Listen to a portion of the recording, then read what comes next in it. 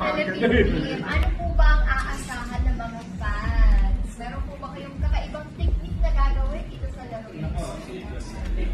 So wala naman ang technique sa basketball. Ang importante lang tayo yung puso. Tapos sa practice.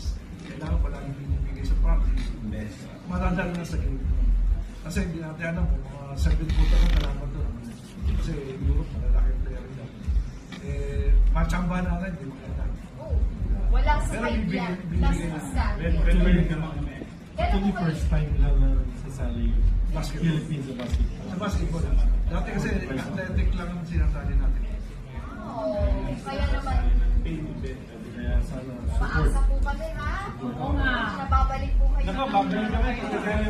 May pasalubong si Coach Alvin. Oo, yan ang gusto namin marinig. Ganito ang best part. Ano po ba sa iyo sa sapatos? Ay, then po. Ay, wow. Then? Ako naman tayo. Tama-tama, mura na yung just do.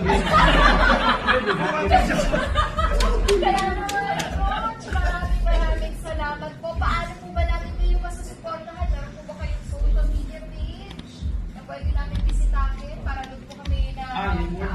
Yung World Masters, Live ano naman pa yun. mag- Saan pwede namin mapanood? World Masters.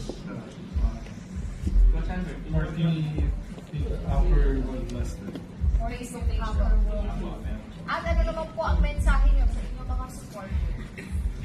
Sana, supportahan nyo kami. Bibigyan natin lahat.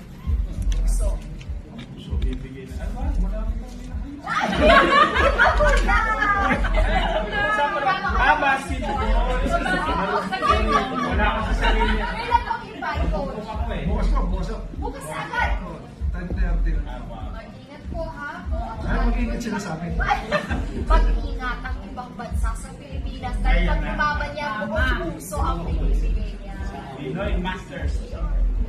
Maraming salamat po ulit kay Rogda Baker. At sana makabalik po kayo dito sa kada umaga. Dala niyo po ang championship trophy at ang kwento. At syempre ang pasalubong. Oh, yes. Malimutan na ang lahat ng ganun pasalubong. Opo. Salubungan na natin ang masigabong palakpakan. Hindi natin nanalimba.